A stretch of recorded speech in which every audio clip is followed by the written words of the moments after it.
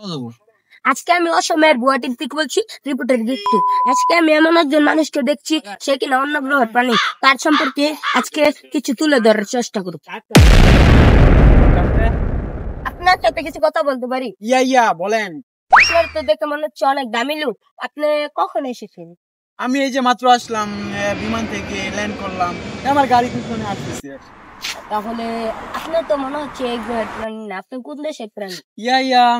আমি সুইজারল্যান্ড থেকে এসেছি।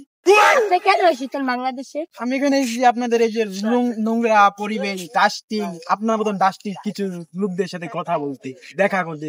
Oh my god. এই ছেলেটাকে মনে হয় সুইজারল্যান্ডের ছেলে না, এই ছেলেটি উগান্ডাতে ছিলেন।